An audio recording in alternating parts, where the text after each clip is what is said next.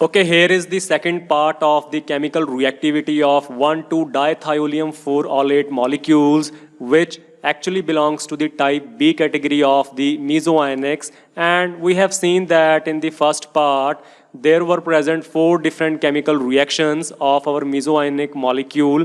The first one was with ammonia, resulting in the formation of this type of hydroxyisothiazoles, followed by hydrazine, resulting in the formation of hydroxypyrazole, something like this. And then the third reaction, which we have discussed in the part 1 of the chemical reactivity, was with phenylhydrazine, right? And if you remember, this gave results to the open chain products like this, right? And in the last, the reaction with boiling type of aniline gives this type of indenyl amine molecules.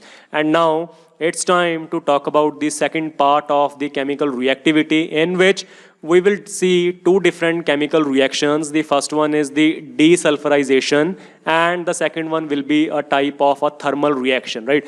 Now let us first of all talk about the desulfurization, in which you can see this is our 1,2-dithiolium 4-olate mesoionic molecule, which is reacting with Rann-nickel in the presence of MnO2 to give this type of keto as the final products, right? So with this term here, that is the desulfurization, what we are getting is that it is just the removal of the sulfur atoms from our substrate molecules with the help of Rann-nickel, right? And we all know that Rann-nickel in presence of H2 gas results in what it gives a hydrogenation type of reaction. This means the mechanism from here to here will be going through hydrogenation, of course, and followed by the reaction with MnO2, that is the manganese dioxide, which is actually a type of an oxidizing agent, will also be reacting with the intermediate, finally resulting in the formation of this product molecule, right? So let's see what type of mechanism is there. I will not be going into the details of the mechanism, but I will be giving a close idea that how this reaction is proceeding, resulting in the formation of this type of keto molecule, right? And as you all know that we can always draw an open chain valence tautomer for our mesoionic, the type B mesoionic molecule in this way, giving this type of valence tautomer. And now you can see here that the Rann-nickel in presence of hydrogen will be doing what? It will be carrying out the hydrogenation, as we have just discussed. It will be through the addition of the hydrogen atoms, which you can see here. The 2 hydrogen atoms are adding here onto this carbon atom of this carbon double bond sulfur, and nickel will be taking this sulfur in the form of the nickel sulfide. In the same way, for this second carbon double bond sulfur, nickel will be taking this sulfur in the form of nickel sulfide, and these 2 hydrogen atoms will be hydrogenating this carbon double bond sulfur. And moreover, because the carbonyl groups, this group here, even this is also affected or reduced by the Rann-nickel and hydrogen, so it will also be resulting in the formation of a secondary alcohol, something like this, right? So you can see here the reduction of this carbonyl is giving what it is giving, this type of secondary alcohol here, and the removal of 2 molecules of nickel sulfide because of the hydrogenation in presence of Rann-nickel is giving what? 2 hydrogens here and 2 hydrogens here on this carbon atom, right?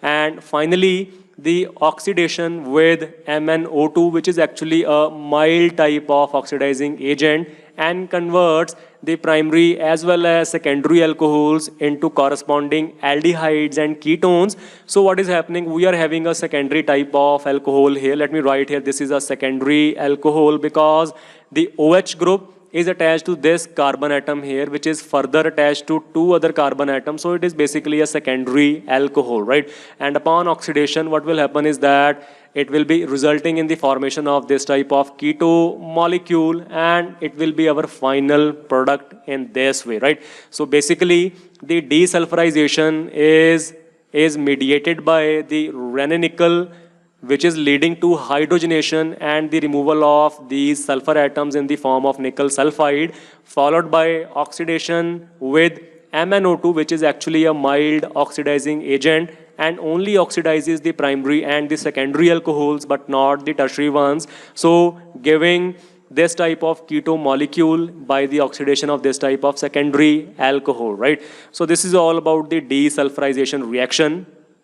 And then we have another reaction of the part B, that is about the thermal type of reaction conditions, in which you can see here the reaction of our 1,2-dithiolium 4-olate, heating it at 275 degrees Celsius is resulting in the formation of a product that is known as the tetraphenyl parabenzoquinone, right? So you can see here we are having 4 phenyl groups here, so it will be a tetraphenyl, and whatever this type of molecule we are having here, this is a parabenzoquinone, right?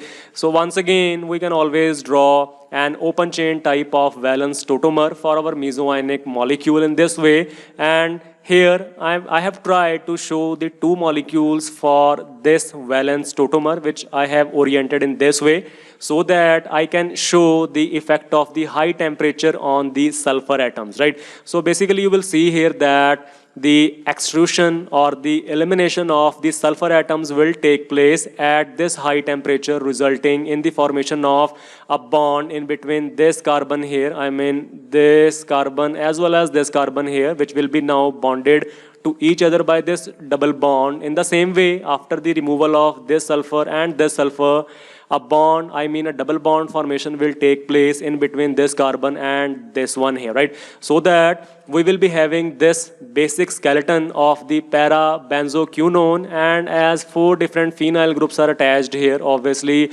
we will also be having these phenyl groups in our product molecule, which you can see present here like this, right? So the extrusion of the sulfur is taking place at this much of high temperature and resulting in the formation of this type of product molecule. So the only step left here is what to show that it will also be leading to the formation of elemental sulfur at this high temperature, right? Completing this reaction, right? So this is all about the second part of the chemical reactivity, in which we have seen 2 short reactions. The first one was the desulfurization or the removal of the sulfur in presence of Raney-Nichols, and second one was the thermal reaction, which is just heating the molecule at high temperature, resulting in the formation of parabenzoquinone type of product molecules with the formation of elemental sulfur as the byproduct, right? So this is all about this lecture here. Thank you so much.